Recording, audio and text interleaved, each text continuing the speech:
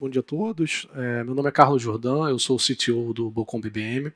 O Bocom BBM é uma joint venture entre o BBM, a instituição financeira privada mais antiga do Brasil, e o Bank of Communications, um dos 5 maiores bancos da China.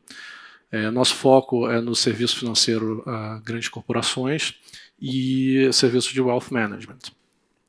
Eu assumi essa posição de CTO há cerca de 1 ano e 6 meses atrás, com a missão de transformar a maneira como a gente pensa tecnologia e inovação e assim nos tornarmos cada vez mais competitivos em um ambiente digital. E eu acho que o grande aprendizado que eu tive nesse período e que eu queria rapidamente compartilhar com vocês é que essa tal transformação digital ela não é estéril, ela não acontece em laboratório, ela não é só tecnologia.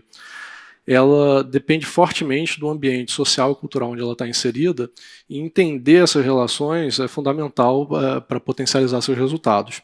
Então eu queria compartilhar hoje rapidamente 2 casos onde eu acho que essa dualidade entre cultura e inovação funcionaram muito bem. Uma mais macro, sobre China, falando de pagamentos móveis, e um case micro de inovação dentro do Bocom BBM. Quando se fala de pagamentos móveis na China, acho que é inequívoco que ela tem um papel de liderança no mundo nesse processo de substituição de meios de pagamentos tradicionais por soluções baseadas em celulares. Esse gráfico da Forrester mostra a previsão desse ano de volume de transações financeiras de mobile payments. 12 tri de dólar. Quer dizer, os Estados Unidos aqui não tem nem comparação na escala. E aí você pode dizer, olha, mas os Estados Unidos tem um mercado maduro de cartão de crédito. É verdade, mas se você olhar também a projeção do mercado de plástico nos Estados Unidos para esse ano, é 5 tri, 6 tri de dólar. Quer dizer, a China claramente está sendo muito bem sucedida no processo de substituição de meios tradicionais de pagamento pelo mobile.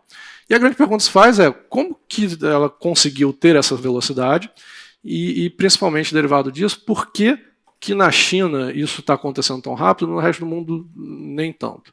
Eu vou falar rapidamente sobre isso, mas antes só para talvez colocar todo mundo na mesma página, hoje em dia na China você pode fazer pagamentos com seu celular para praticamente tudo de 2 maneiras principais. A primeira é você chega numa loja e com o equipamento do lojista, um POS padrão, você escaneia o seu QR Code, né, que é a sua identidade, a sua carteira, e o lojista faz uma solicitação de débito, você aprova no seu celular e está feito o pagamento. A segunda maneira é que você pode usar o seu celular para escanear o QR Code do lojista e pegar com isso os dados de liquidação bancária dele e fazer uma transferência para ele toda a partir do seu celular. E essa segunda modalidade ela é interessante porque ela inverte um pouco a lógica de investimento em hardware que tipicamente o lojista tem que ter. Né? Aqui você pega o pagador e utiliza o celular que já está no bolso dele como uma plataforma de execução.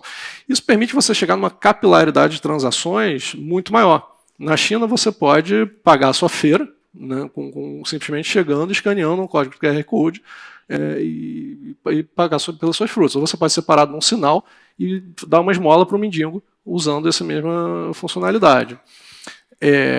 Quando você pergunta por que isso está acontecendo com essa velocidade toda na China, as pessoas em geral apontam para 2 fatores. Eu já falei um pouco sobre cartão de crédito, né? Então você tem uma baixa penetração, tinha uma baixa penetração de cartão de crédito na China, que era um terreno fértil para a inovação, e a grande disponibilidade de aparelhos celulares com capacidade para fazer esse tipo de transação. Eu não quero tirar de forma nenhuma o peso e a importância desses 2 fatores, mas hoje eu queria falar um pouco mais sobre algumas especificidades culturais chinesas que de alguma forma aceleraram esse processo. Né? E a primeira delas tem a ver com esse site aqui, 1688.com. Eu não sei se vocês conhecem. Esse site é um dos sites mais visitados da China. A empresa que controla ele tem um market cap de 450 bilhões de dólares. 1688.com, em mandarim, é Yiliubaba, que é um pouco parecido com Alibaba. E aí, pra gente aqui no Oriente, você fica perguntando por que diabos eles fizeram essa escolha de ir com 688.com. Né? E aí são 2 razões. A primeira é que a rede mundial de computadores, mesmo hoje, ainda não está madura o suficiente para receber isso aqui como uma URL, que é o que eles gostariam, né? É poder botar, digitar https:// e utilizar os Hanzi, né? Os caracteres chineses, como forma de identificação do site. A alternativa, que é o pinyin, que é essa grafia com os caracteres ocidentais do mandarim, é um artefato relativamente novo na cultura chinesa, introduzido lá na Revolução Cultural. E num contexto de marketing digital, onde você quer passar rapidamente, olha, esse daqui é o meu site, se você bota a Alibaba, isso não é natural para o chinês, ele não absorve isso. Então, o 1688.com, apesar de parecer um caminho super tortuoso para a gente, funciona melhor lá. Isso é uma solução interessante, criativa, para um problema de impedância, né, entre a tecnologia da internet que chegou e a cultura chinesa. Tem vários outros cases interessantes. O McDonald's, por exemplo, é 517, porque 517 é Wo Yi Ti, que parece com Wo Yao Chi, que é eu quero comer. Então o site do McDonald's é eu quero comer, eu quero comer. Mas claramente isso não tem escala, não dá para inventar número para todos os sites do mundo. Então uma outra inovação tecnológica ganhou muito espaço na China para suprir essa impedância de cultura, que foi o QR Code. Então, muito antes do QR Code ser usado como meio de pagamento, ele era usado na China para tudo, para propaganda, para cartão de visita, para mandar a sua identidade do WeChat, para você estar no museu e buscar mais informação, ou no mural de classificados de emprego, onde você vai lá e tira foto daquele que te interessou, usa o QR Code para ver o que te interessou. Então eu achei assim, um pouco até simbólico ontem, quando o Robichê fez a apresentação do ECO e a gente tinha um QR Code.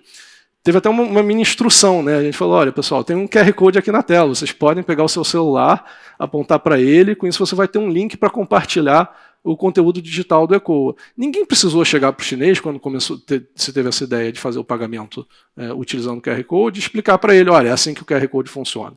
E mais do que isso já era uma tecnologia tão presente no dia a dia dele que tinha uma certa familiaridade e não levantava nenhuma desconfiança. Né? Você fala, não, isso aqui é natural, isso funciona. Então, qual o problema de eu usar isso para fazer pagamento? Isso já está no meu dia a dia.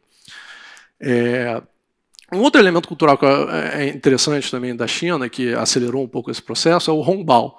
Hongbao quer dizer envelope chinês, e é uma tradição na China você colocar dinheiro dentro desses envelopes e presentear seus entes queridos, seus familiares em momentos festivos, no aniversário, no ano novo, por aí vai. Então, em 2013, 2014, quando a Tencent lança o seu programa de pagamentos móveis, uma das primeiras aplicações é o Hongbao virtual. Então, você podia ir no WeChat, no chat, e fazer um envelope vermelho e mandar para o seu ente querido. Isso aqui teve uma adesão muito rápida e, para vocês terem uma ideia, em 2014, o último número que eu vi divulgado foi de 2016.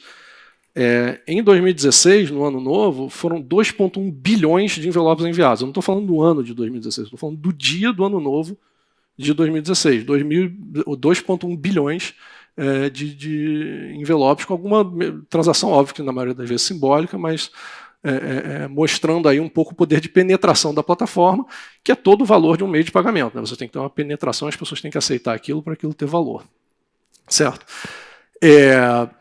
Eu queria então, eu não quero também dizer que esses foram fatores necessários à introdução do pagamento móvel na China, mas de alguma forma eles potencializaram o valor da inovação.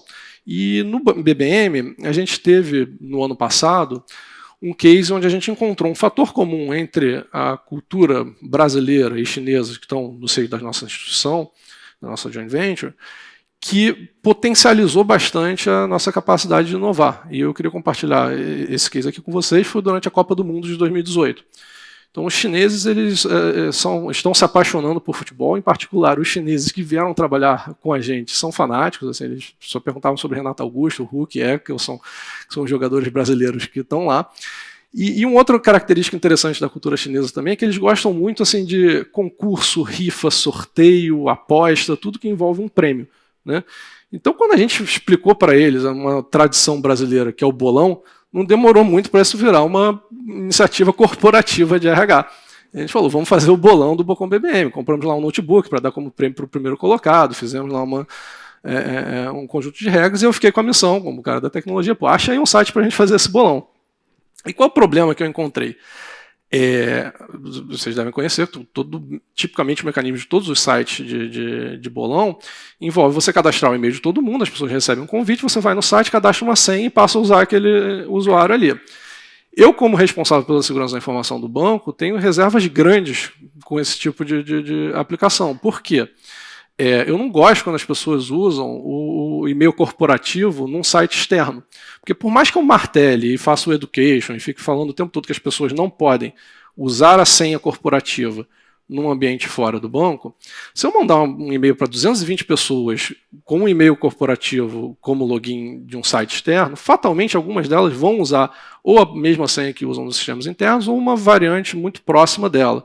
E isso cria um ponto de vulnerabilidade, porque esse site claramente não tem os mesmos incentivos que eu para fazer investimento em segurança.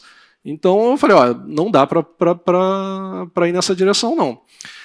Nesse mesmo momento, a gente estava fazendo investimentos em desenvolvimento web no nosso Internet Banking, e por acaso a gente estava embarcando uma equipe nova, uma equipe que nunca tinha feito esse tipo de trabalho, mas que a gente estava fazendo uma passagem de conhecimento para eles pegarem um pé sobre o que a gente já tinha desenvolvido e dar um pouco mais de escala. E aí eu falei, excelente oportunidade de fazer um aprendizado lúdico, vamos criar um site de um bolão utilizando essa mesma tecnologia que a gente está usando no IB com essa equipe que vai se treinar. Ótima ideia, qual o grande problema disso? Isso foi há uma semana da Copa. Então a gente tinha uma semana para tentar viabilizar esse projeto. E aí ficou muito claro que a gente precisaria não só dos recursos tecnológicos que a gente tinha desenvolvido até então, mas também cair de cabeça em alguma experimentação de novas formas de organizar projetos e processos que até então ainda eram um pouco mais tímidas no banco. E a grande experiência na qual a gente se inspirou é na mentalidade do Lean Startup. A gente tem muito pouco tempo, eu recomendo muito o livro do Eric Ries, se alguém quiser se aprofundar, o Lean Startup, esse é o nome dele. Mas, rapidamente, o Lean Startup vem primeiro do Lean lá da Toyota, que é a mentalidade enxuta, que diz que, olha, o que você tem que fazer é o tempo todo buscar eliminar desperdícios.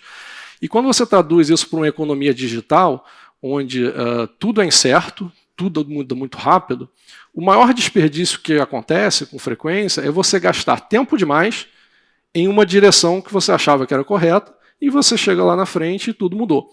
Então, a ideia do Lean Startup eu quero, que o Abhishek comentou, eu quero falhar rapidamente, eu quero aprender logo sobre o que não funciona para que eu possa ir navegando. E aí cria-se essa ideia do ciclo de Build, Measure, Learn. Quer dizer, eu vou construir alguma coisa, mas não uma coisa qualquer, uma coisa que me permita rapidamente medir se aquela minha direção, se aquela minha estratégia, se aquele meu pensamento está correto ou não, vou coletar dados, aprender com isso e aí depois vou iterar em ciclos muito menores. E dentro desse processo, a ideia não é construir, quando você lê produto, um produto completo. É fazer um MVP. Um MVP, uma sigla que está muito famosa, o Minimum Viable Product, né? Ele não é um produto completo, a tradução dela em português, eu gosto de brincar que é a máxima vergonha possível. Ele é uma coisa que permite você testar, mas se você não estiver passando um pouquinho de vergonha, você está fazendo errado, porque você gastou tempo demais fazendo a firula. E aí, qual era a hipótese, quais eram as perguntas que a gente tinha ali para responder no nosso MVP? Primeiro, dá para fazer, com uma equipe que nunca trabalhou nisso, um site em 6 dias? Não sei. Segundo, a gente vai ter adesão desse negócio? Porque se tiver adesão, se for um negócio que funciona do ponto de vista de RH, do ponto de vista técnico, etc., a gente pode tentar fazer um negócio super legal. Se for um negócio que não pega muito, a gente vai fazer o simples. Então a gente foi lá fazer o nosso MVP. Nosso MVP era um site onde a pessoa podia logar com sua credencial corporativa e cadastrar uma aposta só. Eu não tinha o ranking, eu não tinha nem o mecanismo de cálculo de pontos, quer dizer, eu tinha aqui as regras que a gente tinha escrito, mas não tinha absolutamente nada ali. E aí a gente validou rapidamente as duas hipóteses, no sentido que, isso ficou pronto lá em 2, 3 dias, porque teve muita escala com os desenvolvimentos técnicos que a gente estava fazendo, e 2, teve muita adesão. Assim, isso daqui é um gráfico ao longo do tempo dos acessos diários a esse site. O banco tinha nessa época algo como 220, 230 pessoas. Então a gente está falando de 90% das pessoas do banco entrando todo dia para de alguma forma interagir com o bolão. E a partir desse feedback a gente falou, olha, vamos continuar investindo, vamos tentar melhorar isso, né? Qual foi a primeira melhoria que a gente fez? Assim, quando começou a Copa, assim, no final de cada jogo, o primeiro telefone a tocar era o da TI, porque as pessoas queriam que a gente atualizasse o resultado, né? Porque ainda era um processo manual. Tinha uma pessoa que ia lá e colocava o placar. Então a gente falou, olha, parece que faz sentido, agora que a gente conhece um pouco mais desse ambiente, parece que faz sentido a gente investir numa integração com um site resultados e botar esse resultado, automatizar esse processo, não só automatizar o processo no final, mas fazer uma prévia online. A cada gol que sai, a gente vai ver como é que você pode ver como é que está o ranking. E aí a gente pode olhar o dado e ver se isso está funcionando ou não. Então isso daqui é o acesso diário, aí numa escala menor de tempo, durante um jogo, Colômbia e Inglaterra. Então você vê que a cada gol tem um pico de acesso, as pessoas vão, olham o resultado, e no final você tem, no final dos pênaltis, você tem um interesse ainda maior para ver o que realmente ficou. Esse negócio ficou tão importante que aqui tem um outro jogo que é interessante, desculpa, que é o jogo Croácia e Inglaterra, e aqui o que aconteceu foi o seguinte: gol da Croácia, aquele pico, gol da Inglaterra, aquele pico, e aí aqui o site saiu do ar, o site lá, não o nosso, de resultados. Então teve gol da Croácia, mas o resultado não atualizou, porque não tinha lá o negócio. Então as pessoas não pararam de dar refresh, continuaram lá utilizando até o site voltar e esse negócio funcionar. Quer dizer, essa ideia de você pegar o feedback do dado e investir só no que funciona foi fundamental para a gente conseguir, ao longo de um período de 6 meses, ir melhorando incrementalmente esse processo. Uma outra melhoria interessante que a gente fez foi um ranking não de pessoas, mas por equipes, né? Porque a gente percebeu que estavam começando a rolar apostas paralelas, né? Então, para a gente poder facilitar isso, a gente colocou o ranking por equipes. A equipe que ganhou foi a de operações de TI, isso não tem nada a ver com o fato de a gente ter desenvolvido o sistema, eu prometo. Mas o fato é que, ao longo de um mês, a gente conseguiu fazer aí 8 versões, fazer o rollout de 8 versões de um produto com uma equipe que nunca tinha trabalhado nisso. Isso para um banco que até pouco tempo media as suas versões de softwares em meses, foi um grande resultado do ponto de vista técnico. E a minha mensagem é que a gente jamais teria conseguido fazer isso se não fosse esse drive da cultura por detrás, se não fosse essa adesão tão forte aos valores e ao engajamento que isso gerou nas pessoas. Bom, essa era a rápida história que eu queria contar para vocês. Eu espero que nesses 2 dias de EcoChina a gente possa ter mais exposição à cultura chinesa e que isso possa inspirar vocês a encontrar oportunidades para empreender, inovar e colaborar. Muito obrigado.